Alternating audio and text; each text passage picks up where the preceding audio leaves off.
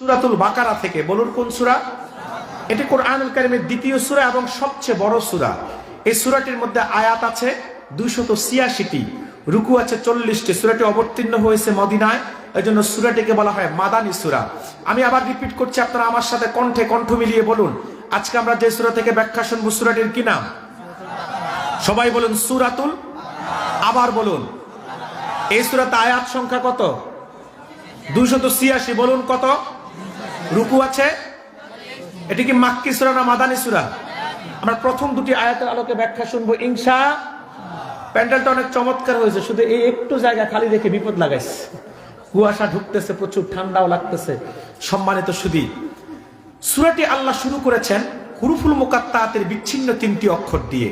কয়টি অক্ষর? আলিফ লাম মিম। আলিফ একটি অক্ষর, একটি ইসম। লাম একটি অক্ষর, একটি ইসম। মিম একটি অক্ষর, একটি ইসম। তাফসীরের ভাষায় এগুলাকে বলা হয় হুরুফুল মুকাত্তাত। কি বলা হয়? হুরুফুল মুকাত্তাত। হুরুফুল মুকাত্তাতের অর্থ কিংবা ব্যাখ্যা কোনো মুফাসসির করেন নাই, চেষ্টা করেছেন।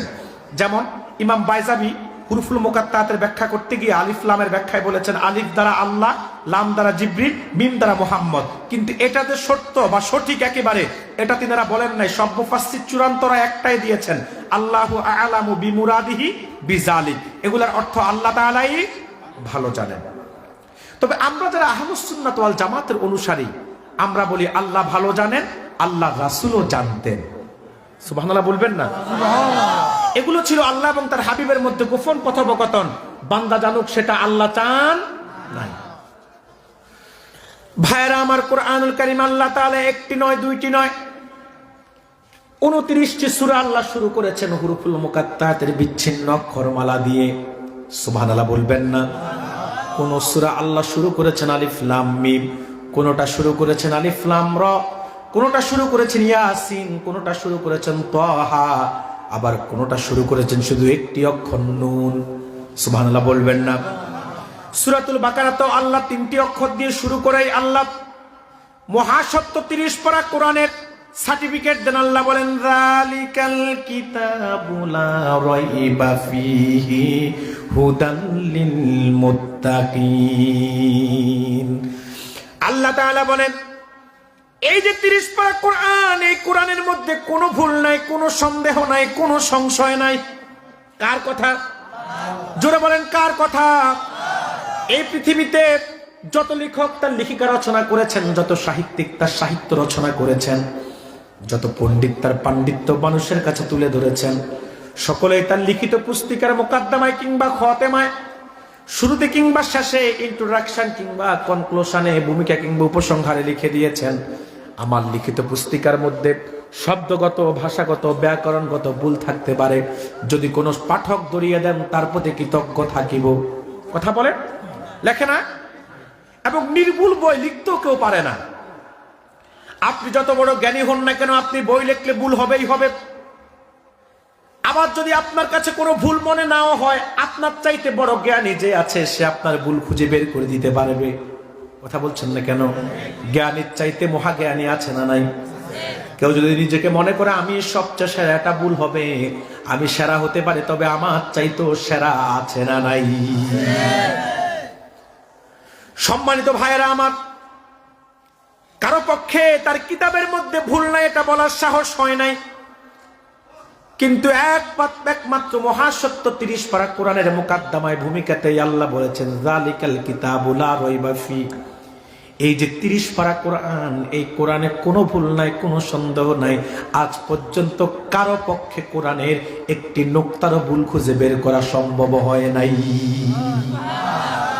চেষ্টা কি করে নাই? কথা বলে না। 1500 বছর আগে কাফেররা চেষ্টা করছে। আবু জাহেল, আবুল হাব, উতবা, সাইবা, মুগিরা, আবু সাফওয়ান, আবুল বখতারি, উম্মে জামিল, আরো যারা আছে, 1500 বছর আগে কম চেষ্টা করে নাই কোরআনকে মিথ্যা প্রমাণ করতে, ভুল প্রমাণ করতে। মানুষের ধারে ধারে গিয়ে বলেছে মোহাম্মদ যা বলে এটা মিথ্যা কথাটা, বানোয়াট কথাটা, জাদু। নাজুবিল্লাহ বলবেন না? মিটিং করে সিদ্ধান্ত নিয়েছে আজ থেকে আমরা কেউ কোরআন শুনবো না, কাউকে শুনতে দিব না। কিন্তু তারা মিটিং করে সিদ্ধান্ত নিয়েছে ঠিক, কিন্তু লাভের লাভ কিচ্ছু হয় নাই, বরং রেজাল্ট হিতে বিপরীত। দুইটা সিদ্ধান্ত গ্রহণ করেছে। একটা হলো আমরা যারা মুহাম্মদের জবান থেকে কোরআন শুনতে ভালোবাসি, আজ থেকে আমরা কেউ শুনবো না। কিন্তু দিনের বেলা সিদ্ধান্ত রাতে নিজেদেরকে ঠিক রাখতে পারে না। আবু জাহেল চিন্তা করে আজকে যেহেতু সিদ্ধান্ত হয়েছে কেউ তো যাবে না কোরআন শুনতে, আমি একটু যাই। সুবহানাল্লাহ বলবেন না? আবু লাহাব চিন্তা করে আজকে যেহেতু সিদ্ধান্ত হয়েছে কেউ তো যাবে না, আমি একটু যাই। আবু লাহাব চিন্তা করে কেউ তো যাবে না, আমি একটু যাই। উতবা চিন্তা করে কেউ তো যাবে না, আমি একটু যাই। কিন্তু এবার যাইতে যাইতে সবাই হাজির। রাসূলুল্লাহ জবান থেকে কোরআন শুনে যখন এবারে ফিরতেছে, আবু জাহেলের সঙ্গে আবু লাহাবের দেখা। সুবহানাল্লাহ কি বলতে মন চায় না? আবু জাহেল কে আবু লাহাব তুমি আজকে না সিদ্ধান্ত হলো আর মুহাম্মদের জবানে আমরা কে কোরআন শুনবো না। আবু লাহাব কই তুমি তো বড় লিডার, তুমি কেন আসলা? সুবহানাল্লাহ কি বলবেন না? তারা নিজেরাই নিজেদেরকে কন্ট্রোল করতে পারে নাই। মানুষদের কাছে প্রচার করো, তারা সফল হয় নাই, বরং ব্যর্থ হয়েছে। যাদের কাছে গিয়ে বলেছে মুহাম্মদ মিথ্যা কথা বলে, যা বলে এগুলো জিনের কথা, এগুলো জাদু, এগুলো বানোয়াট। তারা যখন রাসূলুল্লাহ জবান থেকে কোরআন শুনে দেখে কাফেরদের বক্তব্যের সাথে বাস্তবতার সাথে কোনো মিল নাই। কাফেররা বলে মুহাম্মদ মিথ্যা বলছে, বানোয়াট বলছে, এগুলো জাদু, এগুলো জিনের কথা। কিন্তু মুহাম্মদ যখন কোরআন তেলাওয়াত করে মনে হয় এই জানি ওহী আসলো, আর এগুলা নিঃসন্দেহে আল্লাহর কথা, কালামুল্লাহ, তাতে সন্দেহের কোনো অবকাশ থাকে না। ১৫০০ বছর আগে বড় বড় কবিরা, বড় বড় জ্ঞানীরা, বড় বড় পণ্ডিতরা, বড় বড় কাফেররা ব্যর্থ হয়েছে। ১৫০০ বছর আগ থেকে আজ পর্যন্ত কত চেষ্টা করেছে কাফেররা, তারাও ব্যর্থ হয়েছে। এই চেঁচামেচিটা বন্ধ করেন না, একটু সফট করেন সাউন্ড। চিল্লাইলে এই সাউন্ড তো ভালো, আপনার বেশি ভালো করতেছে, আমার বকা শুনতে হয় না, সাউন্ড তো ভালো আছে। সম্মানিত সুধী, ১৫০০ বছর আগ থেকে আজ পর্যন্ত কাফেররা কত চেষ্টা করেছে, ইসলামের দুশমনরা কত চেষ্টা করেছে, কিন্তু তারা কি সফল হতে পেরেছে? আপনারা ডক্টর মৌরিস বুকাইলির নাম শুনেছেন। তিনি ফ্রান্সের অনেক বড় একজন দার্শনিক ছিল। এটা কাউকে বলে কোনো বন্ধ করা যায় না, আমার তো বড় ক্ষতি হয়ে যাবে। কুয়াশা কিভাবে ঢুকতেছে। সম্মানিত সুধী, ডক্টর মৌরিস বুকাইলি যখন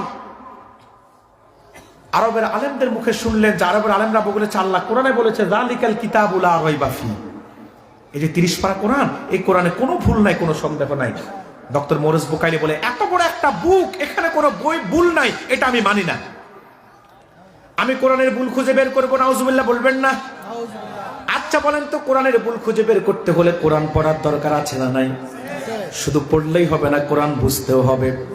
এবার ডক্টর মৌরিস বুকাইলি যখন কোরআনুল কারীমের ভুল খুঁজার উদ্দেশ্যে কোরআন পড়া শিখলেন, কোরআন বোঝা শিখলেন, এবার ডক্টর মৌরিস বুকাইলি যখন কোরআন পড়া শুরু করলেন ভুল ধরার উদ্দেশ্যে, ডক্টর মৌরিস বুকাইলি দেখেন কোরআনে কোনো ভুল নাই, ভুল আছে তো আছে আমার জীবনে। তিনি তার জীবনের ভুলগুলো সংশোধনের জন্য কালিমা পড়ে মুসলমান হয়ে গেলেন।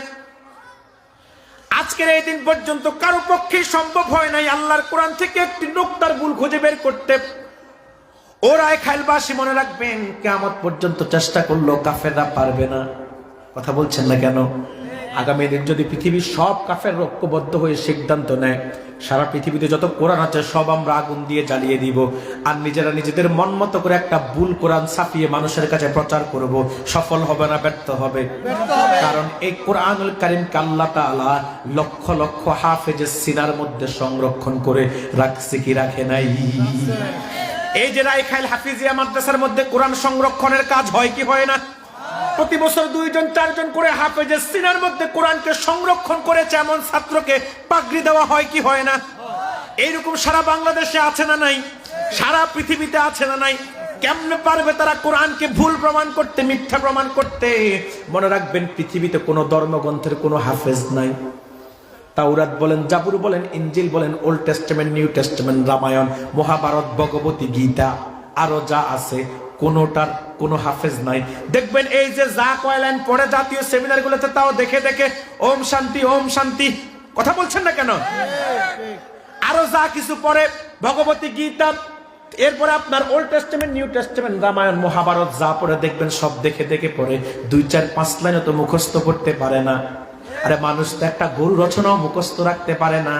কথা বলছেন না কেন? এখানে সবচেয়ে শিক্ষিত যে, তাকে যদি আমি বলি ভাই আপনি একটা গরু রচনা লেখেন, তিনি লেখার পরে আমি যদি বলি ভাই আপনি যা লিখেছেন আপনি নিজেই 50 বার পড়েন, পড়ার পরে যদি বলি ভাই এবার যা লিখছেন এবার কাগজটা আমার কাছে দেন, নিজে একটু পড়েন তো, দেখবেন 2 পৃষ্ঠার গরু রচনা নিজে লেখা, নিজে পড়তে গেলেও আগের লাইন পরে বলে, পরের লাইন আগে বলে, ঠ্যাঙের জায়গায় শিং, লেজের জায়গায় মাথা। মানুষ একটা 2 পৃষ্ঠার গরু রচনা লিখে মুখস্থ রাখতে পারে না, কিন্তু 6 বছর 7 বছর 8 বছরের হাফেজ বিসমিল্লাহর বা থেকে মিনাল জিন্নাতি ওয়ান নাস সিন পর্যন্ত মুখস্থ করেছে। শুরু থেকে শেষ পর্যন্ত যখন পড়া শুরু করে একটা নোক্তারও ভুল হয় না, এমন দৃষ্টান্ত আছে না নাই? তো কেমনে করবে কোরআন ধ্বংস, কেমনে করবে ভুল প্রমাণ, কেমনে ভুল কোরআন ছাপিয়ে মানুষের কাছে বিভ্রান্ত চড়াবে? তো 1500 বছর আগ থেকেও সম্ভব হয় না, আজকের যুগও সম্ভব হবে না, কিয়ামত পর্যন্ত হবে না। কথা বলছেন না কেন? আল্লাহ বলেন যালিকাল কিতাবু লা রাইবা ফি, এই যে 30 পারা কোরআন, এই কোরআনে কোনো ভুল নাই, কোনো সন্দেহ নাই, কোনো সংশয় নাই।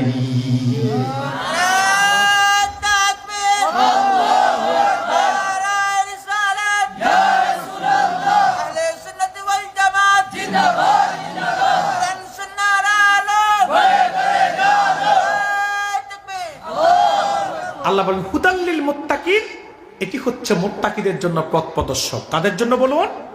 মুত্তাকিদের জন্য। এখন একটা প্রশ্ন করতে পারেন যে কোরআন কি শুধু মুত্তাকিদের জন্যই পথ প্রদর্শক, বাকি মুসলমান যারা তাদের জন্য কি কোরআন পথ প্রদর্শক নয়? প্রশ্ন আসে কিনা? এই জবাবটা আল্লাহ কুরআনুল কারীম অন্যত্র দিয়েছেন। আল্লাহ তাআলা বলেন ওয়ানাজ্জালনা আলাইকাল কিতাবা তিবয়ানান লিকুল্লি শাইইন ওয়া হুদান ওয়া রাহমাতান ওয়া বুশরা লিল মুসলিমিন। আল্লাহ বলেন এই 30 পারা কোরআন আমি অবতীর্ণ করেছি তিবয়ানান লিকুল্লি শাই আয় কাশিফান লিকুল্লি শাই, যেখানে সকল বিষয় সুস্পষ্ট সমাধান আছে। আকাশের উপরের কথা আছে, তার নিচের কথা আছে, ইতিহাসের কথা আছে, বিজ্ঞানের কথা আছে, বিজ্ঞানের যত শাখা, কি ফিজিক্স, কি কেমিস্ট, কি বায়োলজি, কি হিলোজি, কি কসমোলজি, কি ভূতত্ত্ব, কি নৃতত্ত্ব, একটা মানুষের ইহজাগতিক কল্যাণ এবং পরজাগতিক মুক্তির জন্য যত কথা প্রয়োজন, যত নীতি প্রয়োজন, কি অর্থনীতি, কি ব্যক্তিনীতি, কি সমাজনীতি, কি সংসার নীতি, কি যুদ্ধনীতি, কি নারী নীতি, কি শিক্ষানীতি, কি রাষ্ট্রনীতি, কি পররাষ্ট্রনীতি, সব কথা আমি আল্লাহ খুলে খুলে 30 পারা কোরআনের মধ্যে বর্ণনা করেছি। ওয়াহুদান ওয়া রাহমাতান ওয়া বুশরা লিল মুসলিমিন, এটি হচ্ছে মুসলমানদের জন্য হেদায়েতকারী, রহমত এবং সুসংবাদের বাহক। সুবহানাল্লাহ বলবেন না?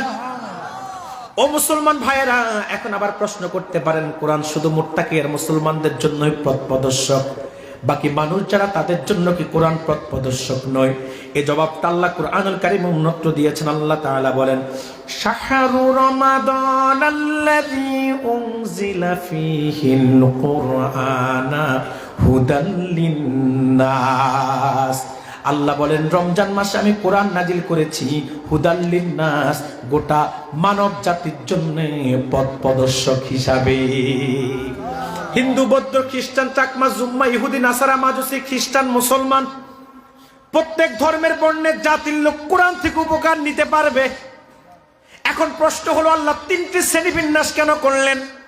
ইমাম কাজী নাসিরউদ্দিন বাইজাবি তাফসিরে বাইজাবির প্রথম খণ্ডে সুয়ালে মুকাদ্দারের জবাব দেন 3টি শ্রেণী বিন্যাস করার কারণ হলো পৃথিবীর সকল মানুষ কোরআন থেকে উপকার লাভ করবে, তার থেকে বেশি উপকার লাভ করবে যারা মুসলমান তারা, আর সবচেয়ে বেশি কোরআনের উপকারে ধন্য হবে তারা যারা কোরআন দিয়ে জীবন গঠন করে মুত্তাকি মুহসিন আল্লাহর প্রিয় বান্দা হয়ে যাবে, তারাই সবচেয়ে বেশি কোরআনের উপকার পাবে।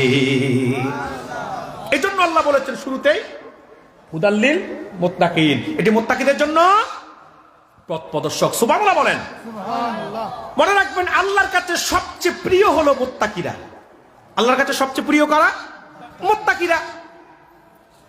এত প্রিয় মুত্তাকিরা কোরআনুল কারীমের মধ্যে আল্লাহ হাবিবের উম্মতকে বহু বিশেষণে বিশেষিত করেছেন, বহু অভিধাতে অভিহিত করেছেন, বহু উপাধিতে উপাধিত করেছেন, বহু ভূষণে ভূষিত করেছেন। কোথাও আল্লাহ বলেছেন জাকিরিন, কোথাও বলেছেন শাকিরিন, কোথাও বলেছেন মুমিনিন, কোথাও বলেছেন মুসলিমিন, কোথাও বলেছেন মুহসিনিন, কোথাও সালেহিন, কোথাও সালেকিন, কোথাও কনিতিন। কিন্তু 6666টা আয়াতে সর্বপ্রথম আল্লাহ তার হাবিবুর উম্মতকে যে ভূষণে ভূষিত করেছেন সেটা হলো হুদাল লিল মুত্তাকিন। তার মানে আল্লাহর কাছে সবচেয়ে প্রিয় হলো মুত্তাকিরা। সুবহানাল্লাহ বলবেন না? এখন মুত্তাকি কারা, কি তাদের পরিচয়? মনে রাখবেন, যারা মুত্তাকি তারাই হলো আল্লাহর ওলি। সুবহানাল্লাহ বলবেন না? মুসলমানদের মধ্যে যারা আল্লাহর ইবাদতে সবচেয়ে বেশি আগ্রহী এবং যারা আল্লাহর প্রত্যেকটা হুকুমকে মানে, নিষেধকে ছাড়ে, তারাই হলো মুত্তাকি। মান সালাকা তরিকাল মুস্তাফা ফাহুয়া মুত্তাকি। রাসূলুল্লাহর তরিকা অনুযায়ী যে তার জীবনকে পরিচালনা করে সেই হচ্ছে মুত্তাকি। এটা আমার কথা না, ইমাম ফখরুদ্দিন রাজির কথা। মান সালাকা তরিকাল মুস্তাফা ফাহুয়া মুত্তাকি। সুবহানাল্লাহ বলবেন না? তো রাসূলুল্লাহর উম্মতদের মধ্যে যারা রাসূলুল্লাহর তরিকা অনুযায়ী জীবন গঠন করে তারা কি? মুত্তাকি। আর মুত্তাকিরাই হচ্ছে আল্লাহর কাছে সবচেয়ে প্রিয়। এত প্রিয় মুত্তাকিরা, এত প্রিয় মুত্তাকিরা। মনে রাখবেন, আল্লাহর কাছে আপনার অর্থ প্রাচুর্য, পয়সা, বাড়ি গাড়ি, সম্পদের পাহাড়, এগুলো দিয়ে আল্লাহ আপনার সম্মান বিবেচনা করবে না। আল্লাহ মানুষের সম্মান বিবেচনা করে তাকওয়া দিয়ে। আর তাকওয়ার ধারক যে, সেই হলো মুত্তাকি। আল্লাহ বলেন, ইন্না আকরামাকুম ইনদাল্লাহি আতকাকুম। আল্লাহর কাছে সবচাইতে প্রিয় হলো সেই যার অন্তরে তাকওয়া যত বেশি আছে। ভাইয়েরা আমার, একটু দৃষ্টান্ত দিলে বুঝবেন। ১৫০০ বছর আগে হযরত বেলাল রাদিয়াল্লাহু তাআলা আনহু, রাসূলুল্লাহ সাহাবীদের মধ্যে সবচেয়ে গরীব যে কয়জন ছিল তাদের মধ্যে একজন ছিল বেলাল। টাকা ছিল না, পয়সা ছিল না, বাড়ি ছিল না, গাড়ি ছিল না, অর্থ প্রাচুর্যের পাহাড় ছিল না। কিন্তু বলুন তো, বেলালের সম্মান কি কম ছিল না বেশি ছিল? মানুষের সম্মান নির্ধারণ হয় তাকওয়া দিয়ে। কিন্তু আপনারা তো চলেন সমাজে ব্যতিক্রম চরিত্রে। এখনকার যুগে সম্মান নির্ধারণ হয় টাকা দিয়ে, পয়সা দিয়ে, পদ পদবি দিয়ে। রাজনীতিতে এলাকার পদ যার বড় সে এলাকার বড় নেতা। কথা বলেন? এলাকাতে যার টাকা বেশি সে মসজিদ কমিটির সভাপতি, এলাকাতে যার টাকা বেশি সে মাদ্রাসা কমিটির সভাপতি, পঞ্চায়েত কমিটির সভাপতি। কথা বলছেন না কেন? আপনারা তো সম্মান নির্ধারণ করেন মানুষের ক্ষমতা দিয়ে। দেখবেন যে বড় গলা কথা বলতে পারে তার বড় পদ, কারণ পদ না দিলে হয়তো আপনি মাইরও খাইতে পারেন। কিন্তু আল্লাহ বলেন না না, আল্লাহর কাছে টাকা পয়সা, অর্থ প্রাচুর্যের কোনো দাম নাই। তাকওয়া যার অন্তরে যত বেশি আছে, আল্লাহর কাছে তার মর্যাদাও তত বেশি। ১৫০০ বছর আগে হযরত বেলাল বাড়ি ছিল না, গাড়ি ছিল না, সম্পদ ছিল না, অর্থ প্রাচুর্য ছিল না, এত গরিব ছিল বেলাল। টাকার অভাবে বেলাল বিয়েটা পর্যন্ত করতে পারে নাই। ও জালালপুরবাসী মনে রাখবেন, এত গরিব ছিল বেলাল, মাঝে মধ্যে 2 দিনও বেলাল না খেয়ে থাকতো। সহিহ মুসলিমের বর্ণনা, 2 দিনের ক্ষুধার্ত বেলাল একদিন মসজিদে নববীর দরজায় বসা। আল্লাহ রাসূল কিংবা সাহাবায়ে কেরাম কেউ যদি একটু খাবারের ব্যবস্থা করে দেয়। হযরত বেলাল মসজিদে নববীর দরজায় বসা, সবার আগে আসলো আবু বকর। বেলাল আবু বকরকে আগ বাড়িয়ে সালাম দিল, কৌশল বিনিময় হলো। কিন্তু আবু বকর একবারও জিজ্ঞাসা না, বেলাল খেয়ে আছো না, না খেয়ে আছো? আবু বকরের ভিতরে চলে গেল, আসলো ওমর। বেলাল ওমরকেও আগ বাড়িয়ে সালাম দিল, কৌশল বিনিময় হলো, ওমরের ভিতরে চলে গেল। কিন্তু একবারও জিজ্ঞাসা না, বেলাল মুখটা শুকনা কেন, খেয়ে আছো না, না খেয়ে আছো? আসলে রসুল্লাহর সঙ্গ কৌশল বিনিময় হলো, কিন্তু রসুল জিজ্ঞাসা না, বেলাল মুখটা শুকনা কেন, খেয়ে আছো না, না খেয়ে আছো? কিছুক্ষণ পরে রাসূলুল্লাহ দরবারে 1 পেয়ালা দুধ হাদিয়ে আসলো। আল্লাহর হাবিব বেলালকে ডাক দিলেন। বেলাল মনে করলো হুজুর মনে হয় বুঝছে আমি যে ক্ষুধার্ত। কিন্তু যাওয়ার পরে রাসূল বলে, বেলাল রে, 1 পেয়ালা দুধ হাদিয়ে এসেছে, আহলে সুফফার লোকদেরকে ডেকে আনো, সবার মধ্যে দুধগুলা বন্টন করে দেয়। বেলাল মনে মনে করে, যেই দুধ আমারই তো হবে না, আহলে সুফফার 70 জন লোক খাবে কি? কিন্তু রাসূল নির্দেশ দিয়েছে, না মানার তো কোনো সুযোগ নাই। এবার হযরত বেলাল আহলে সুফফার লোকদেরকে ডাকতে গেল। ডাকতে গিয়ে বেলাল বলে, ও আহলে সুফফার লোকেরা, রাসূলের কাছে 1 পেয়ালা দুধ হাদিয়ে এসেছে, রাসূল তোমাদেরকে ডাকতেছে, খাইলে তোমরা যাইতে পারো। এমন এক স্টাইলে ডাকছে যেন না যায়। কথা বলছেন না কেন? আমার কাছে মনে করলেন কেউ এখন 1 গ্লাস দুধ নিয়ে আসলো হাদিয়া। আমি বললাম, ও রায়খালের মানুষরা, আমার কাছে 1 গ্লাস দুধ এসেছে হাদিয়া, খাইলে তোমরা আইতে পারো। কবি হুজুর আপনার দুধ আপনি খান। আমরা 1500-2000 মানুষ এক গ্লাস দুধ যায় কিলাকিলি করবো নাকি? এই জন্য বেলাল এমন একটা স্টাইলে ডাকছে যেন তারা না যায়, কিন্তু তারা বলে বেলাল রে, রসুল যেহেতু ডাকতেছে আমরাও যাইতে রাজি। সবাই আসলে এবার রসুল বলে বেলাল সবার মধ্যে দুধগুলো বন্টন করে দাও। বেলালকে হুজুর দায়িত্ব বুঝে আমারে দিলেন। মনে মনে করে যদি কাতারে বসে যেতাম আমি হয়তো আহলে সুপ্পার সদস্য 2-1 ফোঁটা হলো ভাগে পড়তো, জিব্বাটা বিজতো, কিন্তু রসুল খাদিমের দায়িত্ব দিছে, মানে সবাইরে না দিয়া খাওয়ার চান্স নাই। আর যেই দুধ সবাইরে দেওয়ার পরে থাকার কোনো সম্ভাবনাও নাই। কিন্তু রসুল শর্ত দিয়ে দিলে বেলাল পাত্রের ঢাকনা খোলা যাবে না। এবার বেলাল পাত্রের ঢাকনা না খুলে দুধ বন্টন করতে লাগলো। আহলে সুফার সবাই পেট ভরে দুধ খেলো। আবু বকরও খেলো, ওমরও খেলো, রসুলও খেলো, বেলালও পেট ভরে দুধ খেলো। এবার রসুল বলে বেলাল রে পাত্রের ঢাকনা খোলো। এবার ঢাকনা খুলে দেখে দুধ যা ছিল তাই আছে, একটুও কমে নাই। এটা রসুলের মুজিজা। আমি যেটা বুঝাতে চেয়েছিলাম, বেলাল এত গরিব, এত গরিব, বেলাল মাঝে মধ্যে 2 দিনও না খেয়ে থাকতো। টাকার অভাবে বেলাল বিয়েটা পর্যন্ত করতে পারে নাই। নিজেও ছিল উমাইয়ার গোলাম, তার বাবাও ছিল গোলাম, তার দাদাও ছিল গোলাম। গোলামের ঘরের গোলাম ছিল বেলাল। কিন্তু বলেন তো, এই বেলালটা গরিব হোক, অর্থহীন বিত্তহীন হোক, কিন্তু তার তাকওয়া ছিল, সম্মান কম ছিল না বেশি ছিল? এত বেশি ছিল, বেলাল হাঁটতো মক্কায়, কিন্তু তার কদমের আওয়াজ শোনা যেত আল্লাহর জান্নাতে। আল্লাহ রাসূল মেরাজ থেকে ফিরে এসে বলে বেলাল রে, কি এমন আমল করো যে আল্লাহ তোমাকে এত ভালোবাসে? বেলাল বলে হুজুর কেন, কি হয়েছে? আল্লাহ রাসূল বলে বেলাল রে, মেরাজ রাতে আমি যখন জান্নাত পাশ দিয়ে যাচ্ছিলাম, জান্নাত থেকে তুমি বেলালের কদমের আওয়াজ শুনতে পেয়েছি। কি আমলের কারণে আল্লাহ তোমাকে এত ভালোবাসে? বেলাল বলে হুজুর তেমন কোনো আমল করতে পারি না। যখনই মসজিদে প্রবেশ করি ফরজ সালাত আদায় করতে, আমি আগে 2 রাকাত তাহিয়াতুল ওযু আদায় করি আল্লাহর ভয়ে। এই 2 রাকাত হয়তো আল্লাহর ভয়ে যে 2 রাকাত নামাজ পড়ি, এটাই তার কারণ হতে পারে। আজকের এই যুগে যদি বেলাল বেঁচে থাকতো, যদি শুনতেন বেলাল আইছে চণ্ডীপুলে, রায়খানের মানুষ আপনারা কেমনে যে দৌড়াইতেন, হুঁশ থাকতো না। কার আগে কে যাবেন, বেলালকে এক নজর দেখবেন। কথা বলছেন না কেন? বেলালের হাতে চুমা দিবেন, পায়ে চুমা দিবেন, বেলালের পায়ের ধুলাগুলা বরকতের জন্য নিবেন। এখনো তো নবীর বংশের কেউ যদি আসে, আপনারা তাকে দেখার জন্য পাগল হয়ে যান। আর বেলাল যদি আইতো, কেমন পাগল হইতেন তার তো হুঁশ নাই। এই মর্যাদা তো বেলালের হইছে অর্থের কারণে না, সম্পদের কারণে না, সৌন্দর্যের কারণে না, তাকওয়ার কারণে। কথা বলেন। সহিহ বুখারীর বর্ণনা, হযরত ওমর বলেছেন, আবু বকর সাইয়্যিদুনা ফাআতাকা সাইয়্যিদানা। আমাদের এক নেতা হচ্ছে আবু বকর, তিনি আজাদ করেছে। আর এক নেতা, তার নাম বেলাল। ওমরের মতো ব্যক্তি বেলালকে নেতা বলেছেন শুধুমাত্র তাকওয়ার কারণে। শুধু তাই না, সিরাতের কিতাব সাক্ষী, বেলালের আজান পর্যন্ত আল্লাহ রাসূলও ভালোবাসতো, আল্লাহও ভালোবাসতো। যদি বেলাল আজান না দিত, সেদিন আজান হইছে বলেই মনে হতো না। সুবহানাল্লাহকে বলবেন না? একটা ইতিহাস শোনাই। 8ম হিজরিতে যখন মক্কা বিজয় হয়ে গেল, এটা রাসূলুল্লাহর কাছে অনেক আনন্দের ছিল। আল্লাহর হাবিব সাহাবায়ে কেরামদেরকে বলল, সাহাবীরা, আল্লাহ বিনা যুদ্ধে আজকে মক্কাকে বিজয় করে দিয়েছে, আমরা বিজয়ের আজান দিব, খুশিতে আল্লাহর শুকরিয়া আদায় করব।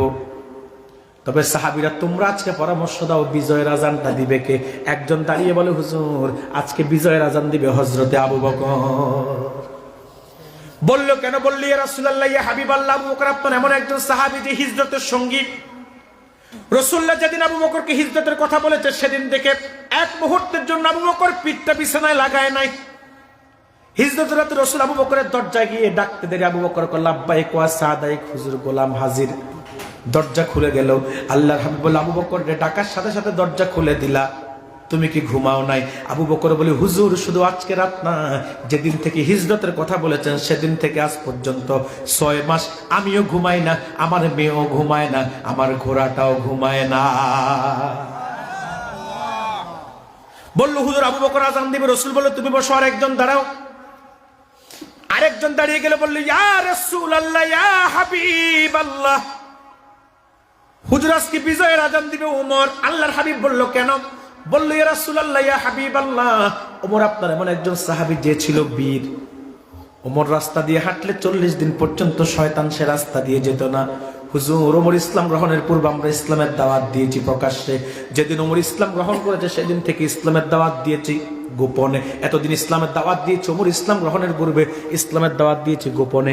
যেদিন থেকে ওমর ইসলাম গ্রহণ করেছে সেদিন থেকে ইসলামের দাওয়াত দিয়েছি আমরা প্রকাশ্যে। ওমর ইসলাম গ্রহণের সাথে সাথে নাঙ্গা তরবারে নিয়ে বের হয়ে গেলেন। কাবার চত্বরে গিয়ে ওমর ঘোষণা দিলেন, ও কাফেররা শুনে রাখো, খাত্তাবের পুত্র ওমর ইসলাম গ্রহণ করেছে। যদি কেউ স্ত্রীকে বিধবা বানাতে চাও আসো ওমরের সামনে বাধা দাও। যদি কেউ সন্তানকে এতিম করতে চাও আসো ওমরের মোকাবেলায় বাধা দাও। যদি কেউ মায়ের কোল খালি করতে চাও আসো ওমরের সামনে বাধা দাও। ওমরের সামনে এসে দাঁড়ানোর সাহস আরবের কোনো কাফেরের হয় নাই। আমি তো বলে থাকি আজকে সারা পৃথিবীতে জালেমদের জুলুমের পরিমাণ যেভাবে বেড়ে যাচ্ছে, কাফের মুশরিক বেঈমানরা মুসলমানদের উপর যেভাবে নির্যাতন নিপীড়ন নিশ্চিম রোলার চালাচ্ছে, যেখানে হিন্দুদের প্রভাব বেশি দেখেন না হিন্দুরা সেখানে মুসলমানদের উপর নির্যাতন করে, যেখানে বৌদ্ধদের প্রভাব বেশি সেখানে বৌদ্ধরা মুসলমানদের উপর নির্যাতন করে, যেখানে খ্রিস্টানদের প্রভাব বেশি সেখানে খ্রিস্টানরা মুসলমানদের উপর নির্যাতন করে, যেখানে ইহুদিদের প্রভাব বেশি সেখানে ইহুদিরা মুসলমানদের উপর নির্যাতন করে। আমার বাংলাদেশ হয়তো আমরা মুসলমানরা খুব বেশি ভালো আছি, বিষয়টা এমন না। আজকে জালেমদের যেভাবে বিষ দাঁতের বিষ বেড়ে গিয়েছে, জালেমদের জুলুমের পরিমাণ বেড়ে গিয়েছে, আজকের এই যুগেও জালেমদেরকে শায়েস্ত করতে হলে ওমরের মতো একজন বীরের বড্ড প্রয়োজন আছে না নাই?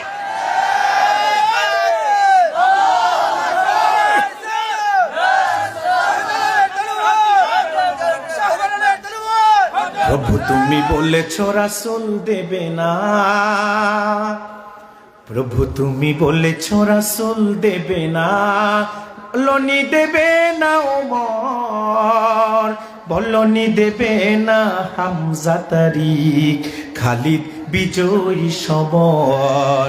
প্রভু তুমি বলেছ রাসূল দেবে না, বলনি দেবে না ওমর, বলনি দেবে না হামজা তারিক খালিদ বিজয়ী সমর। এমন যদি হতো আমার দেশের শাসক হতো ওমরেরই মতো, আবু বকরের মতো। সম্মানিত ভাইরা আমার, সাহাবী বলল হুজুর ওমর আজকে বিজয়ের আজান দিবে। রাসূল বলল তুমি বসো, আরেকজন দাঁড়াও। আরেকজন দাঁড়িয়ে গিয়ে বলল ইয়া রাসূলুল্লাহ ইয়া হাবিবাল্লাহ, হুজুর আমার পরামর্শ হচ্ছে আজকে বিজয়ের আজান দিব। ওসমান বলল কেন? বলল আপনার সাহাবীদের মধ্যে সবচেয়ে বেশি দান ছিল ওসমান, তাবুকের ময়দানে এত দান করেছে, দিনার আর দেরহাম আপনি ওসমানের দিনারে এক হাত ঢুকিয়ে দিয়েছেন, দেরহামে আরেক হাত। রাসূল নেড়েছেন আর বলেছেন আজকের দানের পরে আল্লাহ ওসমানের প্রতি এত খুশি হয়েছে আর কোনোদিন আল্লাহ নারাজ হবেন না। সুবহানাল্লাহ বলবেন না? রাসূলুল্লাহ তার দুইটা মেয়েকে ওসমানের কাছে বিয়ে দিয়েছে। প্রথম কন্যা সন্তান মারা যাওয়ার পরে দ্বিতীয় আরেকটা কন্যা সন্তানকে রাসূল বিয়ে দিয়েছে। দ্বিতীয়টাও যখন মারা গিয়েছে রাসূল বলেছে আমার যদি আরেকটা অবিবাহিত মেয়ে থাকতো সেটাও ওসমানের কাছে বিবাহ দিতাম। সুবহানাল্লাহ বলবেন না? হুজুর আজকে ওসমান বিজয়ের আজান দিবে।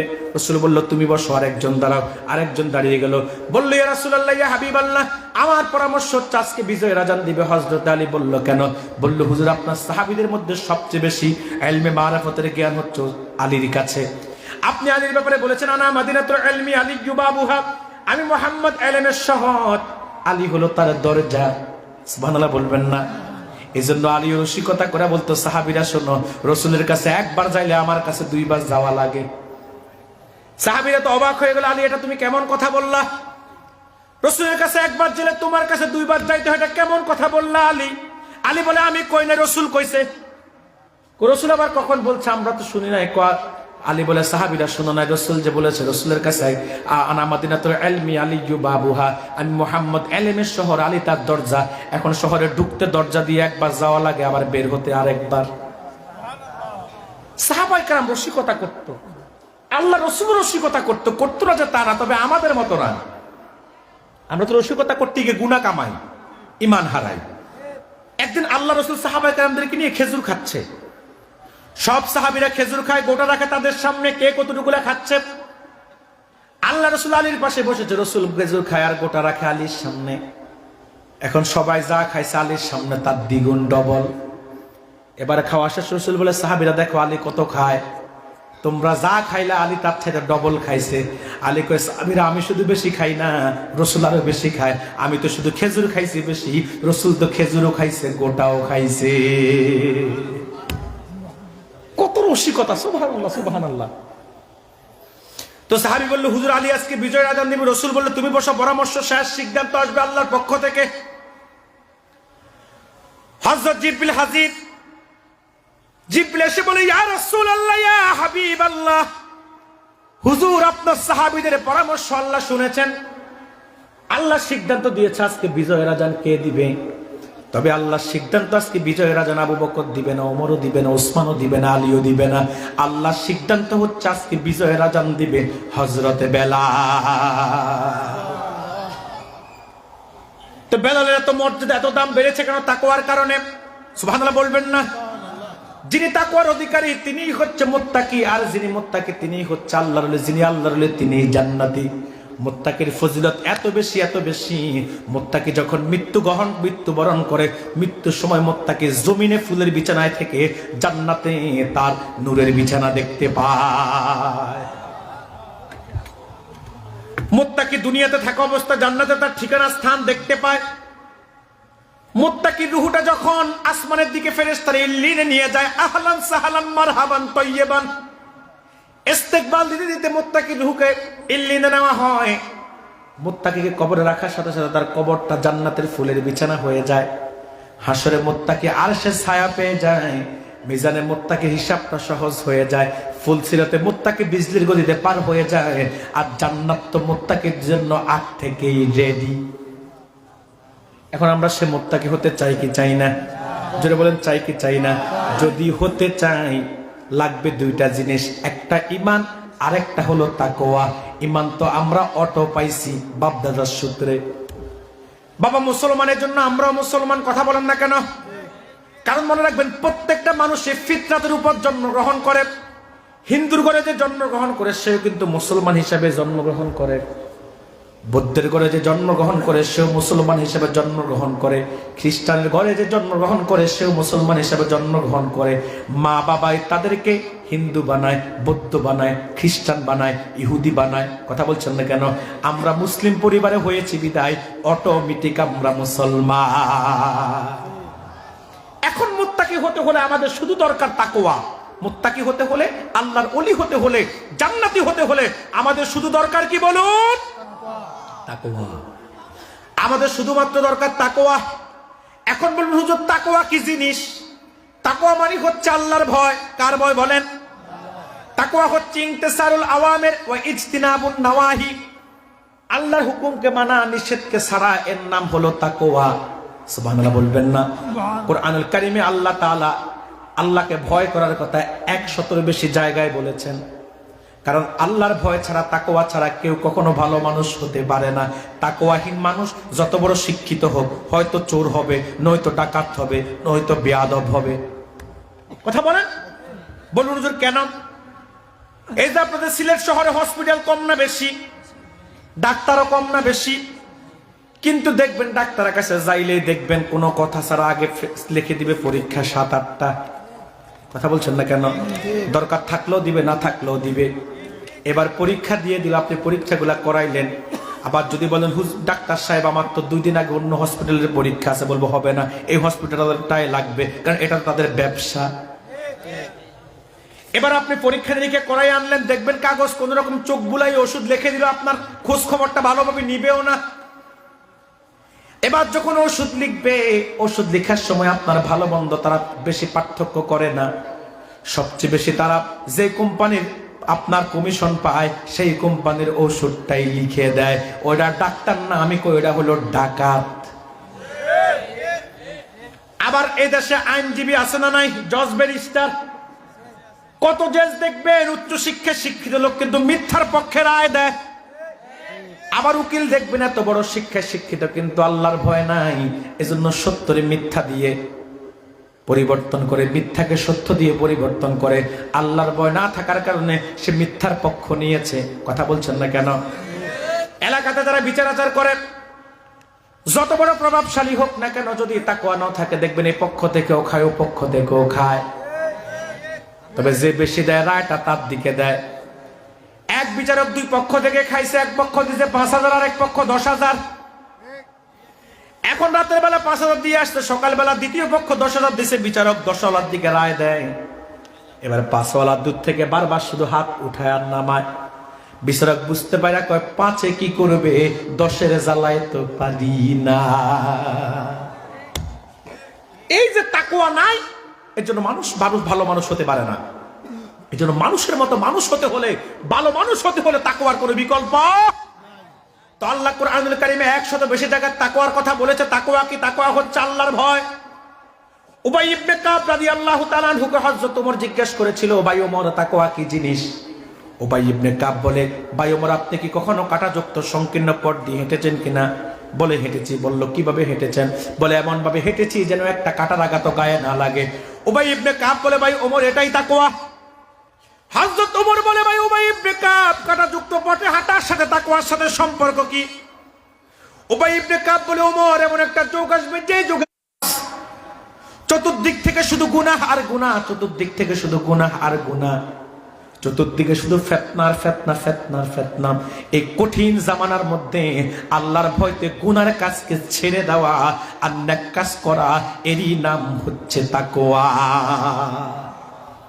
সেই তাকওয়ার ধরনটা কেমন হবে? উসুদুল গাবা ফি মারিফাতিস সাহাবা হাদিসের কিতাবের মধ্যে খলিফাতুল মুসলিমিন ওমর ইবনুল খাত্তাব রাদিয়াল্লাহু তাআলা আনহুর কলিজার টুকরা সন্তান আব্দুল্লাহ ইবনে ওমরের একটি ঘটনা এসেছে। আব্দুল্লাহ ইবনে ওমর একদিন মরুভূমিতে হাঁটছেন। একটা রাখাল বিশাল একটা বকরির পাল নিয়ে আসলো। আব্দুল্লাহ ইবনে ওমরের বকরির পালটা দেখে খুব পছন্দ হলো। আব্দুল্লাহ ইবনে ওমর বলল, রাখাল, তোমার বকরির পাল থেকে একটি বকরি আমাকে দিয়ে দাও। রাখাল বলল, আব্দুল্লাহ ইবনে ওমর, আমি এমন একজন মালিকের অধীনস্থ কর্মচারী, আমার মালিক সকালে যখন বকরিগুলা দেয় একবার গুনে দেয়, বিকেলে যখন আবার বকরিগুলা নেয় আবার গুনে নেয়, ইনফুট আউটফুট 2 বেলায় গনে। আমি যদি তোমাকে একটি বকরি দেই কিংবা বিক্রি করি, তাহলে তো আমি ধরা পড়ে যাব। আব্দুল্লাহ ইবনে ওমর চিন্তা করে দেখি রাখালের অন্তরে আল্লাহর ভয় কেমন আছে। আব্দুল্লাহ ইবনে ওমর বলল, রাখাল, তুমি তোমার মালিককে গিয়ে বলবা, কদ আকালাহু যিব, একটি বকরি বাঘে খেয়ে ফেলেছিল, তুমি একটি বকরি হারিয়ে গিয়েছে। রাখাল বলে, আব্দুল্লাহ ইবনে ওমর, শোনো, আমি যদি আমার মালিককে গিয়ে বলি একটি বকরি বাঘে খেয়েছে, নতুবা হারিয়ে গিয়েছে, আমার মালিক সেটা বিশ্বাস করবে। কারণ এত বড় একটা বকরির পাল, একটি বকরি পথ ভুল করতেই পারে, কিংবা একটি বকরি হারিয়ে যেতেই পারে, কিংবা একটি বকরি কোনো হিংস্র জন্তু খেয়ে ফেলতেই পারে। কিন্তু রাখা আব্দুল্লাহ ইবনে ওমর, ফাআইনাল্লাহ, আল্লাহ কোথায়? যিনি মালিকুল আমলাক, তার কাছে আমি কি জবাব দিব? সুবহানাল্লাহ বলবেন না? এই যে আল্লাহ কোথায়, আল্লাহ তো সব দেখতেছে। এমন এক মালিকের গোলাম আমরা, যিনি রাতের আধারও দেখে, দিনের আলোতেও দেখে। কথা বলছেন না কেন? প্রকাশ্যে মানুষের সামনে অপরাধ করলে তিনি যেমন দেখে, অন্ধকারে 70টা কামরার ভিতরে প্রবেশ করলে, অপরাধ করলেও আল্লাহ দেখে কি দেখে না? যুবক, তুমি প্রকাশ্যে যদি কোনো অপরাধ করো সেটা যেমন দেখে, আবার গোপনে কোনো অপরাধ করলো সেটা আল্লাহ দেখে কি দেখে না? কথা বলছেন না কেন? তুমি মোবাইল থেকে প্রকাশ্যে গান বাজিয়ে শুনতো, সেটা যেমন আল্লাহ শুনে, হেডফোন লাগিয়ে কানের মধ্যে, সেটাও আল্লাহ শুনে কি শুনে না? আমার আল্লাহর ক্ষমতা এত বেশি, দিন রাতের বেলা পিঁপড়া যে হাঁটে সেটাও তিনি দেখে। গাছ যে শিকড় দিয়ে মাটি থেকে পানি সঞ্চয় করে তার পাতা পর্যন্ত পৌঁছায় দেয়, সেটাও আল্লাহ দেখে। কথা বলছেন না কেন? এই ভয়টা যার অন্তরে আসবে, আল্লাহ সব দেখতেছে, ফেরেশতা সব লিখতেছে, আমাকে আল্লাহর কাছে জবাবদিহিতা করতে হবে। এই ভয়টা যার অন্তরে আসবে, সে কখনো নামাজ ছাড়বে না, সে কখনো রোজা ভঙ্গ করবে না, সে ধনী কখনো হজ না করে টাকা ব্যাংকে জমিয়ে রাখবে না, সে কখনো যাকাত না দিয়ে নিজে খাবে না। কথা বলছেন না কেন? সে কখনো সুদ খাবে না, সে কখনো ঘুষ খাবে না, জানা করবে না, ব্যভিচার করবে না, মুদি দোকানদার ওজনে কম দিবে না, দুধ বিক্রেতা পানি মিশাবে না। কিন্তু আল্লাহর ভয় না থাকার কারণে আজকে আমরা চলি এক, আল্লাহ বলছে একরকম চলতে, আমরা চলি আরেক রকম। আল্লাহ বলছে 5 ওয়াক্ত নামাজ পড়তে, আমরা নামাজ ছাড়ি। আমরা এখন সব সাপ্তাহিক মুসল্লি। কথা বলেন না কেন আপনারা? আমরা প্রতি সপ্তাহে শুক্রবারে 2 রাকাত পড়তে যাই, বাকি নামাজের খবর নাই। আল্লাহ বলছে রোজা রাখতে, আমরা রোজা ভাঙি। এমন যুবকের সংখ্যা কম না বেশি? দেখবেন রমজান মাস আসলে মহিলারা পর্দা না করলেও দেখবেন হোটেল রেস্তোরাঁগুলা পর্দা করে। আর যারা রোজা রাখে না তাদেরকে খাবার সাপ্লাই দেয়। কথা বলছেন না কেন? শুধু তাই না, আজকে আল্লাহর ভয় না থাকার কারণে সমাজের মধ্যে অন্যায়, অশ্লীলতা, বেহায়াপনা বাড়ছে না কমছে? আজকে আল্লাহর ভয় নাই না বিদায় যুবক ভ্যালেন্টাইন ডেতে প্রেমিকারে নিয়ে যায় ভালোবাসা আদান প্রদান করতে। এই তো আসতেছে 14ই ফেব্রুয়ারি, বিশ্ব বেহায়া দিবস। কথা বলেন না কেন? দেখবেন যুবক আর যুবতী মগার মগি যাইবে ফারকে ভালোবাসা আদান প্রদান করতে। গত কয়েকদিন আগে আপনাদের পাশে 10 জোড়া ধরা খাইছিল সিলামে। কথা বলছেন না কেন? জনগণ ধৈরা জনমাত্র শিক্ষা দিয়ে দিছে, এতই যেহেতু ভালোবাসা তো বিয়ে কইরা ভালোবাসা আদান প্রদান কর। কথা বলেন না কেন? ফারকে না ঘরেই তখন তোমার জন্য জায়েজ। কথা বলেন। আজকে বাংলাদেশে শুধুমাত্র কোরআন সুন্নাহর আইন না থাকার কারণে অবৈধ যৌনাচা। কত মানুষ বিয়ের আগে প্রেম ভালোবাসা, বিয়ের পরও আছে। এদেশে বিয়ের পরও কত নারী আছে স্বামীর আমানতের খেয়ানত করে। আবার কত বেয়াদব পুরুষ আছে ঘরে বউ রেখে বাইরে পরকিয়া করে। ঠিক কিনা বলেন? তো যুবকরা দেখবেন ভ্যালেন্টাইন্স ডে আসলে ভালোবাসা আদান প্রদান করে। আজকে আল্লাহর ভয় না থাকার বিদায়ে যুবকরা গান না শুনলে তাদের ঘুম আসে না। কথা বলছেন না কেন? আল্লাহর ভয় নাই বিদায় তো দেখবেন মসজিদ গুলা খালি, কিন্তু সিনেমা হলে জায়গা নাই। আল্লাহর ভয় নাই বিদায় তো আজকে সমাজের মধ্যে অবাধে চলাফেরা আছে না নাই? আল্লাহর ভয় নাই বিদায় বেপরদা বেহায়াপনার মধ্যে নারীরা চলে কি চলে না? ও মুসলমান দেখবেন এই তো আসতেছে রমজান মাস, ঈদ উপলক্ষে বাজারগুলোতে ঢুকতে পারবেন না, শুধু নারী আর নারী। বলছেন না কেন?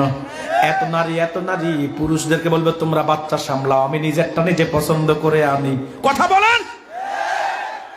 শপিং মল গুলোতে নারীর জন্য ঢুকা যায়। আজকে তো নারীদের এত বেপরদা বেহায়াপনা চলাফেরা।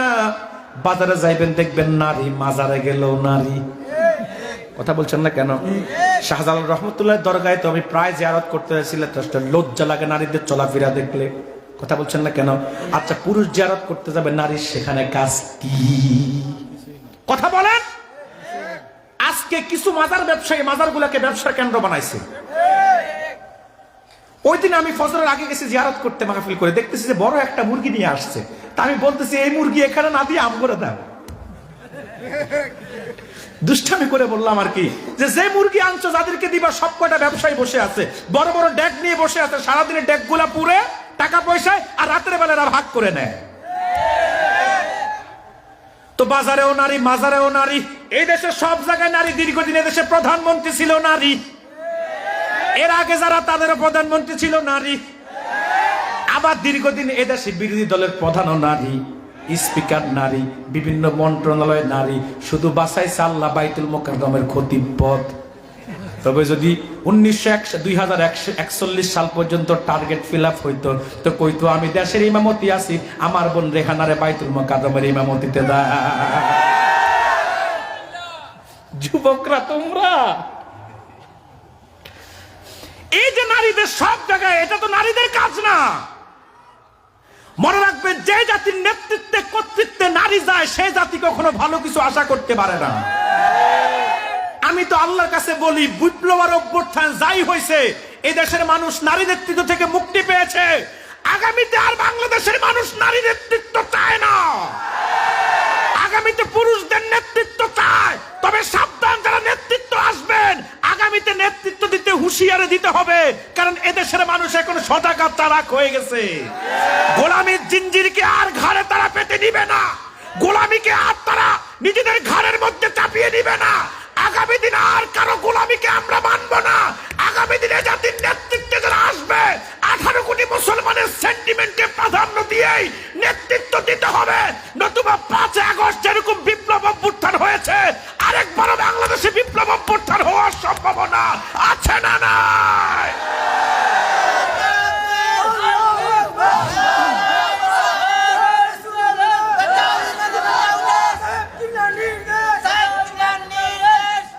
সম্মানিত সুধী, যে কথা বলছিলাম, তো পর্দা বেপর্দা বেহায়াপনা কেন চলে? কারণ আমাদের মধ্যে কি নাই? তাকওয়া নাই। ঠিক না বলেন?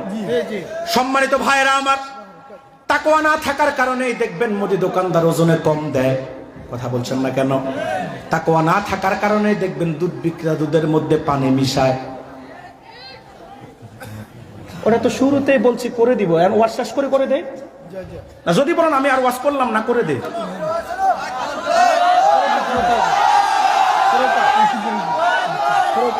ধৈর্য। আরে মাদ্রাসার মাহফিল কি করতে হবে না করতে হবে আমি সব বুঝি।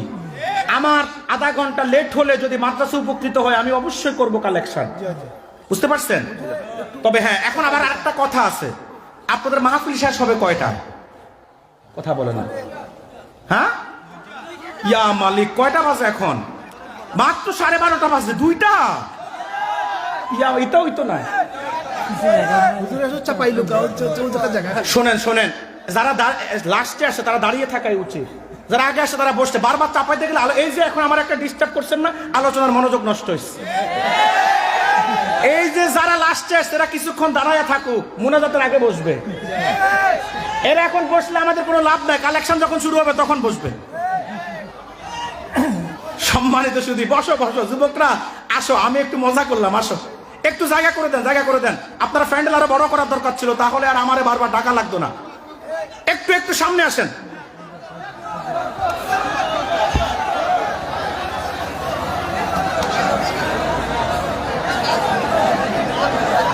আর একটু একটু সামনে আসেন, একটু সামনে আসেন। কথা বলা যাবে না, শুধু ফাঁকা জায়গাগুলো পূরণ করে নেন। আর পারলে এখানে কিছু বিছানা বিছিয়ে দেন, এখানে বসুক সামনে।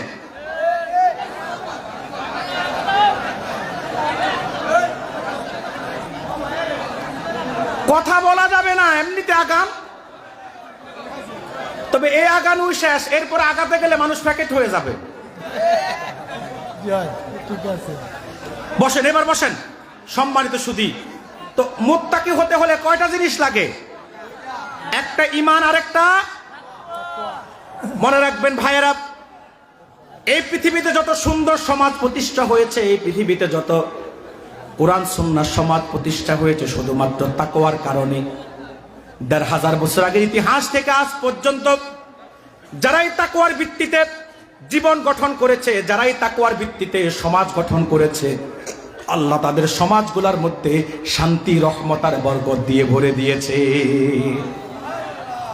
আল্লাহর হাবিবের জামানার পূর্বে গোটা আরবকে বলা হতো জাহিলি যুগ। যেই যুগের মানুষগুলোর মধ্যে মনুষ্যত্ব ছিল না, যেই যুগের মানুষগুলোর মধ্যে ইনসাফ ছিল না, আদালত ছিল না, যে যুগের মানুষগুলোর নামে মানুষ ছিল, কর্মে ফুসু ছিল। জোর যার নাঙ্গল তার, কথা বলছেন না কেন? নাঙ্গল যার, জমি তার, জমি যার, মূল্যক তার, পুলিশ যার হাতে, ক্ষমতাও তার হাতে। যেই যুগের মানুষগুলো এমন ছিল, জীবন্ত কন্যা সন্তানদেরকে মাটির নিচে ফুটিয়ে ফেলা হতো। সেই যুগের মধ্যে যখন মুহাম্মদ রাসূলুল্লাহ এসে আল্লাহর ভয়ের শিক্ষা দিতে লাগলো, মানুষ যখন আল্লাহর ভয় দিয়ে জীবন গঠন করতে লাগলো, সেই যুগেই আবু বকর, ওমর, ওসমান, আলী, খাব্বাব, বেলালের মতো সোনার মানুষেরও জন্ম হয়েছে, কি হয় নাই? ইয়াসরিব রাসূলুল্লাহ কদমের ছোঁয়া পেয়ে হয়েছে মদিনা। জাহিলি যুগটা হয়ে গেছে নূরের যুগ। সুবহানাল্লাহ বলবেন না? এমন শ্রেষ্ঠ যুগ হয়েছে, সহিহ বুখারীর বর্ণনা। হাতেম তাইয়ের ছেলে হযরত আদি বলেন, আমি আল্লাহর হাবিবের সামনে বসা ছিলাম, কিছু সংখ্যক মানুষ এসে বলল, হুজুর, আমাদের এলাকার মা বোনরা রাতের বেলা ঘর থেকে বের হতে পারে না, যুবকরা, দুশ্চরিত্রা যুবকরা তাদের চরিত্র কেড়ে নেয়। হযরত আদি বলেন, আমি দেখলাম রাসূল চুপ ছিল, কিছুই বলে নাই। আবার কিছুক্ষণ পরে আরেকটা কাফেলা এসে বলল, ইয়া রাসূলুল্লাহ, ইয়া হাবিবাল্লাহ, আমাদের এলাকার মানুষগুলা দরিদ্রতার কারণে মুরতাদ হয়ে যাচ্ছে। হযরত আদি বলেন, আমি দেখলাম রাসূলুল্লাহ চুপ ছিল, কিছুই বললেন না। রাসূলুল্লাহ, লোকগুলা চলে গেল। কিছুক্ষণ পরে হুজুর আমাকে বলে, আদি দেখবে, যদি আল্লাহ তোমাকে আমার পরে কিছুদিন বাঁচিয়ে রাখে, দেখবে এই আরবে এত বেশি খাবার হয়ে যাবে, বাইতুল মালে এত বেশি খাদ্য জমা হবে, শাসকগণ মানুষের গলিতে গলিতে ঘুরবে, বাইতুল মাল থেকে যাকাত খাওয়ার মতো, গনিমতের মাল খাওয়ার মতো কোনো মানুষ আরবে খুঁজে পাওয়া যাবে না। আল্লাহ যদি তোমাকে হায়াত আরো লম্বা করে দেয়, তুমি দেখবে সেই ইয়ামেনের হেরাত নগর থেকে অলংকারের সজ্জায় সজ্জিত হয়ে সুন্দরী রমণী মক্কায় আসবে হজ করতে। তার চরিত্র নষ্ট করা তো দূরে থাক, তার দিকে কুদৃষ্টিতে তাকাবে এমন একজন দুশ্চরিত্রা মানুষও আরবে খুঁজে পাওয়া যাবে না। হযরত আদি বলেন, কিছুদিন পর রাসূলুল্লাহ দুনিয়া থেকে বিদায় নিল। আবু বকরের জামানা আসলো। ১.৫ বছরের বেশি সময় আবু বকর ছিল খলিফা। তারপর আসলো ওমরের জামানা। রোম এবং পারস্য বিজয় হয়ে গেল। হযরত ওমরের শাসন আমলে বাইতুল মালে এত বেশি সম্পদ ছিল, বাইতুল মালের মিনিস্টার ছিল হযরত বেলাল। হযরত বেলাল ওমরের কাছে গিয়ে বলে, ওমর, বাইতুল মালে রাখার মতো কোনো সম্পদ, রাখার মতো কোনো জায়গা নাই। আমি কি করব? হযরত ওমর অনুমতি দিল, বেলাল বাইতুল মালের কর্মকর্তাদেরকে বলো মদিনার গলিতে গলিতে এলান করতে, কার কি লাগে নিয়ে যেতে। হাতিম তাইর ছেলে হযরত আদি বলেন, আমি দেখলাম সকাল থেকে সন্ধ্যা পর্যন্ত বাইতুল মুকাররম বাইতুল মালের কর্মকর্তাগণ মদিনার গলিতে গলিতে ঘুরেছে। যাকাত কিংবা গনিমতের মাল খাওয়ার মতো একজন গরিব মানুষ মদিনায় খুঁজে পাওয়া যায় না। কিছুদিন পর আমি হজ করতে গেলাম মক্কায়। কাবার পাশে আমি দাঁড়িয়ে আছি। আমি দেখতে পেলাম মরুভূমির বুক ছিঁড়ে একটা বাহন আসতেছে। সুন্দরী রূপবতী নারী, অলংকারে সজ্জায় সজ্জিত। মেয়েটা যখন আমার কাছে আসলো, আমি আমার মাথাটাকে নত করলাম, দৃষ্টিকে নত করলাম, কারণ পর্দা করা কি ফরজ। তবে আপনারা পর্দা তো করেন না, কথা বলছেন না কেন? এখানে যদি আমি জিজ্ঞেস করি আপনাদের ঘরে বিবিরা পর্দা করে কিনা, অনেকেই ফেল মারবেন। যদি বলি আপনার মেয়েগুলা পর্দা করে কিনা, অনেকেই ফেল মারবেন।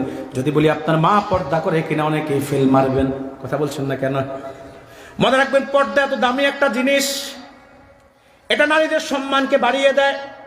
আজকে পর্দা নাই বিদায় তো নারীরা বেশি বেশি নির্যাতনের শিকার হয়। কথা বলছেন না কেন? নারীরা বেশি বেশি ইপটিজিং এর শিকার হয়। এজন্য আমি বলি, ইপটিজিং এর জন্য শুধু পুরুষকে দায়ী করলে চলবে না, নারীর দোষও আছে না নাই? কারণ দুধের বাটি খোলা থাকলে বিড়াল তো মুখ দিবে। দোষকে শুধু বিড়ালের না, যা বাটি খোলা রাখছে তারও দোষ আছে। এই জন্য আমি বাংলাদেশে মাহফিলগুলোতে বলে থাকি, ইপটিজিং এর জন্য শুধু পুরুষকে শাস্তি দিলে চলবে না, নারীকেও শাস্তি দিতে হবে। তাহলে বেপরদায় বের হওয়া বন্ধ হয়ে যাবে, ইপটিজিংও বন্ধ হয়ে যাবে। ঠিক কিনা বলেন? সম্মানিত ভাইয়েরা আমার, মনে রাখবেন, যে নারী বেপরদায় চলে, ওই নারীটা যে পরিবারে যাবে, ওই পরিবারে তার উসিলা বরকত আসবে না, বরং গজব আসবে। আর যে নারী পর্দানিশীল নারী হয়, ওই নারীর উসিলায় গোটা গড়টাকে আল্লাহ বরকতময় করে দেয়। নারীদের পর্দা এত কঠিন জিনিস, এই পর্দা, তাদের কণ্ঠটাও পর্দা, তাদের কণ্ঠের উচ্চারণও কেউ শুনতে পাবে না। নারীদের পোশাক আশাকও কেউ দেখতে, যারা খাস পর্দা করে তাদের পোশাক আশাকও কেউ দেখে না। এই যে আমার পরিবার আছে, আমার স্ত্রী আছে, আজ পর্যন্ত আমার যে একটা ছোট ভাই আছে, তার ভাবি কেমন জামা পরিধান করে এটাও সে বলতে পারবে না। কারণ আমার ছোট ভাই থাকে ঢাকায়, বাড়িতে যখন সে আসে, আমার স্ত্রী তার জামা কাপড়গুলা বাইরে রৌদ্রেও দেয় না, আর বাড়ি তো চতুর্দিকে বেড়া। এই যে আল্লাহওয়ালা নারী যেই পরিবারে যাবে, ওই ঘরটা আল্লাহ জান্নাতের টুকরা বানায়া দেয়। আল্লাহ রিজিকে বরকত বাড়িয়ে দিবে, আপনার ইজ্জত সম্মান বাড়িয়ে দিবে। একজন নেককার ফরেজকার বিবি যদি আপনার ঘরে যায়, ওই বিবিটা আপনার জন্য কত বড় রহমতওয়ালা বরকতওয়ালা আপনি চিন্তা করতে পারবেন না। আপনার মেয়েটা যদি পর্দানিশীল মেয়ে হয়, আল্লাহওয়ালা মেয়ে হয়, ওই মেয়েটা আরেক ঘরে গেলে ওই মেয়েটার উসিলায়, তার সৌরভে ওই ঘরটাও আলোকিত হয়ে যাবে। ভাইয়ের আমার, আমি যেটা বুঝাতে চেয়েছিলাম, হযরত আদি বলেন, মেয়েটা যুবতী হওয়ার কারণে আমি আমার চক্ষুটাকে নত করলাম। কারণ পর্দা শুধু মহিলার জন্য ফরজ তা না, পুরুষের জন্য ফরজ। তবে বলুন হুজুর, একবার চাওয়া তো জায়েজ আছে, একবার চাওয়া জায়েজ আছে, কথা ঠিক। তবে এই জন্য সুযোগ পাইয়া চোখ পড়লে তাকায় থাকবেন যে একবার যেহেতু চাওয়া জায়েজ, এজন্য হযরত আলী বলে, প্রথম দৃষ্টি একটু গণ্য লম্বা হলে এটা দ্বিতীয় দৃষ্টি বলে গণ্য হবে। কথা বলেন। হযরত আলী বলেন, আমি আমার চক্ষুকে নত করলাম। মেয়েটাকে জিজ্ঞেস করলাম, বোন তুমি কোথায় থেকে এসেছো? বললাম, ইয়েমেনের হেরাত নগর থেকে এসেছি। সুবহানাল্লাহ বলবেন না? হযরত আদি বলে, আমি দেখলাম রাসূলুল্লাহর দ্বিতীয় ভবিষ্যৎবাণীটাও সত্য হয়ে গেছে। এই যে জাহিলি যুগটাকে রাসূল নূরের যুগ বানালেন, যে যুগটাকে এত সুন্দর করলেন, বরকতের করলেন, একটাই কারণ, মানুষদেরকে তাকওয়ার শিক্ষা আল্লাহর হাবিব দিলেন। আর তাকওয়ার শিক্ষা পেয়ে মানুষগুলাও, সকল মানুষ ভালো মানুষে পরিণত হয়ে গেলেন। এই যে আজকের আফগান খেলাফত ব্যবস্থা কায়েম হয়েছে, আজকের আফগানে 19 বছর আমেরিকার সাথে আফগানের মানুষগুলা লড়াই করেছে। কিলকনি দিয়া যখন ভূমধ্য সাগরের ওই পারে পার করছে আমেরিকার সৈন্যদেরকে, গোটা আফগান যখন আল্লাহর কোরআন দিয়ে, নবীর সুন্নাত দিয়ে তাকওয়া ভিত্তিক একটি দেশে পরিণত হয়েছে, আল্লাহর পক্ষ থেকে রহমত আর বরকত বৃষ্টির মতো আফগানে বর্ষিত হচ্ছে। এই জন্য তাকওয়া ছাড়া ভালো মানুষ, ভালো সমাজ, ভালো পরিবার এবং ভালো রাষ্ট্র গঠনের কোনো বিকল্প নাই। তাহলে আমাদের লাগবে কি? প্রথমে ঈমান, দ্বিতীয়ত কি? তাকওয়া। আর তাকওয়া যার আছে সেই হচ্ছে মুত্তাকি, সেই হচ্ছে আল্লাহর ওলি। ইবনে কাসির রাহমাতুল্লাহ আলাইহি তাফসীর ইবনে কাসিরে লেখেন, মান কানা মুমিনান তাকিয়ান কানা লিল্লাহি ওয়ালিয়ান। উম্মতে মুহাম্মাদের প্রত্যেক সে মুমিন যার অন্তরে তাকওয়া আছে সেই হচ্ছে আল্লাহর ওলি। আল্লাহর কাছে টাকাওয়ালা, পয়সাওয়ালা, সুন্দর চামড়াওয়ালা, কিংবা ধনী, চৌধুরী, পাটোয়ারি, স্যাটার্জি, ব্যানার্জি, অ্যালার্জি, যেই আপনার বংশীয় মর্যাদা হোক না কেন, আল্লাহর কাছে এগুলোর কোনো ভ্যালু নাই। আল্লাহর কাছে ভ্যালু আছে শুধু তাকওয়ার। এই জন্য মনে রাখবেন, তাকওয়াহীন কোটিপতির চাইতে তাকওয়ালা রিকশাওয়ালা অনেক দামি। তাকওয়াহীন কোটিপতির চাইতে তাকওয়ালা দিনমজুর আল্লাহর কাছে অনেক দামি। আর তাকওয়া যে গ্রহণ করবে তার নাম কি বলুন? মুত্তাকি। আল্লাহ বলেন হুদাল্লিল মুত্তাকিন। এই কোরআন মুত্তাকিদের জন্য পথ প্রদর্শক। এখন তারা কারা, তাদের কি পরিচয় ব্যাখ্যা তো করতে পারবো না, কারণ অনেকক্ষণ সময় হয়ে গেছে, সোয়া 1 ঘন্টা অলরেডি হয়ে গেছে। শুধু একটু অনুবাদ করে আল্লাহর ভাষায় একটু তাফসীরটা করে দিচ্ছি। তারা কারা? আল্লাহ বলেন আল্লাযীনা ইউমিনুনা বিল গায়েব, যারা বিশ্বাস স্থাপন করবে গায়েবের প্রতি। তার মানে ঈমান আনবে। কি আনবে বলেন? ঈমান আনবে। গায়েব মানে কি? অদৃশ্য, ঠিক না? তবে গায়েবের অর্থ অদৃশ্য, ব্যাখ্যা অনেক ব্যাপক। চোখ, কান, নাক, ত্বক, জিহ্বা, এই 5টা ইন্দ্রিয় যেটাকে দ্রাগ করতে পারে না, ধরতে পারে না, ছুতে পারে না, অনুধাবন উপলব্ধি করতে পারে না, সেটাই হচ্ছে গায়েব। হতে পারে কাছে, হতে পারে দূরে। এই জন্য 9,30,00,000 মাইল দূরে সূর্যটা গায়েব না, কিন্তু 3.5 হাত মাটির নিচের কবরটা গায়েব। বুঝতে পারছেন? সূর্য যদি আপনি চোখে নাও দেখেন, চামড়ায় আলো পড়লে বোঝা যায় যে দিন হয়েছে, ঠিক না? কিন্তু কবরের পাশে সারা জীবন দাঁড়ায় থাকলো, ভিতরে কি হচ্ছে বোঝার কোনো সুযোগ নাই। তো গায়েবকে বিশ্বাস করতে হবে। আল্লাহ গায়েব, দেখি না, বিশ্বাস করি। ফেরেশতা গায়েব, দেখি না, কিন্তু বিশ্বাস করি। কিয়ামত দিবস গায়েব, দেখি না, বিশ্বাস করি। আখিরাত গায়েব, দেখি না, বিশ্বাস করি। জান্নাত গায়েব, জাহান্নাম গায়েব, দেখি না, কিন্তু বিশ্বাস করি। এই বিশ্বাসের নাম কি? ঈমান। এরপর আল্লাহ বলেন ওয়ায়ুকিমুনাস সালাত, তারা নামাজ কায়েম করবে। নামাজ শুধু পড়লেই হবে না, নামাজ কায়েমও করতে হবে। আল্লাহ কোরআনুল কারিমে 82 বার নামাজের কথা বলেছেন, কায়েমের কথাই বেশি বলেছেন। সুবহানাল্লাহ বলবেন না? শুধু পড়লে হবে না, নামাজ কায়েমও করতে হবে। করতে রাজি আছেন? ব্যক্তি জীবনে, সমাজ জীবনে, রাষ্ট্রীয় জীবনে নামাজ কায়েম করা একটা মুমিনের দায়িত্ব। সূরা হজ্জ আল্লাহ বলেছেন, আল্লাযীনা ইম্মাক্কান্নাহুম ফিল আরদি আকামুস সালাত ওয়া আতাউজ যাকাত ওয়া আমারু বিল মা'রুফ ওয়া নাহাউ আনিল মুনকার। আল্লাহ বলেন, আমি যদি আমার কোনো মুমিনকে সমাজের, রাষ্ট্রের প্রোপাইটর বানাই, তার কাজ 4টি। 1 নামাজ কায়েম করবে, 2 যাকাত প্রতিষ্ঠা করবে, 3 সৎ কাজে আদেশ দিবে, 4 অসৎ কাজে বাধা দিবে। দুঃখ আমরা যাদেরকে বানাই তারা নিজেরাই নামাজ পড়ে না, ঠিক কিনা বলেন? এরা সিজনাল নামাজি, সিজন আসতে নামাজ পড়ে, আবার সিজন শেষ নামাজও শেষ, ঠিক কিনা বলেন? এরপর যাকাত প্রতিষ্ঠা করবে, কি সুযোগ পেলে নিজেরাই তো খায়। চাল চুরি, ডাল চুরি, তেল চুরি, টিন চুরি, কালবারের রড চুরি, রাস্তার ইট চুরি। জালালপুরে মনে হয় না? কথা বলেন। এরপরে সৎ কাজে আদেশ দিবি কি, অসৎ কাজে বাধা দেবে কি? আমি 2-1টা হক কথা বললে অনেকে চেহারা মলিন করে, কিন্তু মমতাজাফা গান গাইলে ঠিকই ভাল লাগে। তো এরা সৎ কাজে আদেশ, অসৎ কাজে বাধা দিতে পারবে?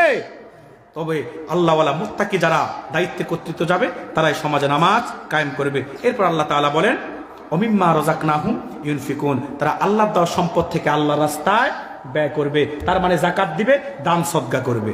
সুবহানাল্লাহ বলবেন না? কি করবে? যাকাত দিবে, দান সদকা করবে। যাকাত দেওয়া কি? ধনীদের জন্য যাকাত দেওয়া কি? ফরজ। আর গরিব যাকাত খাবে। মনে রাখবেন, গরিব যদি যাকাত না খায় তার কোনো গুনাহ নাই, কিন্তু ধনী যাকাত না দিলে ধনীর গুনাহ আছে না নাই? এই জন্য যাকাত যারা খায় তারা দায়বদ্ধ না, যাকাত যারা দেয় তারা দায়বদ্ধ। কিন্তু আপনারা তো যাকাত যারা দেন, কি ভাবসা! রমজান মাস আসলে যাকাত দিবে, 2 দিন ধরে মাইকিং, কথা বলে না। কাপড় হয়েছে 500, ফকির নিয়ে এসে দাঁড়ায় 5000। এবার ঠেলাঠেলি করে 2, 4, 5 জন 10 জন মারাও যায়। আবার পরদিন পত্রিকায় হেডলাইন, চৌধুরী সাহেবের ছেলে বল্টু যাকাত দিছে, সেখানে 2 জন যাকাত দিতে গিয়ে এত ভিড়, মারাও গিয়েছে। এটা তো লজ্জার বিষয়, ঠিক না? এরপরে যাকাত দিবে, মানুষ আসলে বলে আজকে না কালকে আসো, কালকে আসতে বলে পরশু আসো। বেটা, এত বাহাদুরি ভালো না। যাকাত দিবা যে যাইয়া গরিবের বাড়িতে বাড়িতে তার পা ধরে যাকাত দিয়ে আসো। কারণ গরিবরা যদি যাকাত সারা জীবন না খায় তাদের কোনো গুনাহ নাই, কিন্তু তুমি যাকাত না দিতে পারলে তোমার গুনাহ আছে না নাই? কিন্তু আজকে যাকাত ফ্যাশনে পরিণত হয়েছে। কিসে? ফ্যাশনে পরিণত হয়েছে। যাকাত দিবে, যাকাত তো দেয় না, তাও আরো কি কথা, কি চওড়া কথা। আর যাকাত যাদেরকে দেয় এরা একরকম, যাকাত যারা খায় এরা একরকম জিম্মি হয়ে যায়। সত্য কথাও বলতে পারে না। তুই না গত রমজানে আমার বাড়ি থেকে যাকাতের টাকা আনছিলা, এখন বড় কথা বলো। কথা বলেন। মনে রাখবেন, যাকাত যারা দিবেন গরিব মানুষের ধারে ধারে যাইয়া তাদের হাতে পায়ে ধরে যাকাত দিয়ে আসবেন, বলে আমার যাকাতটা খাইয়া আমার বিপদ থেকে বাঁচান। কথা বলেন। কিন্তু আজকে আমরা সেটা করতে পারি নাই। এটা আমাদের জন্য দুঃখ আর দুর্ভাগ্য ছাড়া কিছু হতে পারে না। ঠিক কিনা বলেন? তো যাকাত দিবেন, দান সদকা করবেন। এই ভূমিটা কার? এই জমিনটা কার? এই আল্লাহর জমিনে আল্লাহর দেওয়া সম্পদ আল্লাহর রাস্তায় ব্যয় করতে হবে।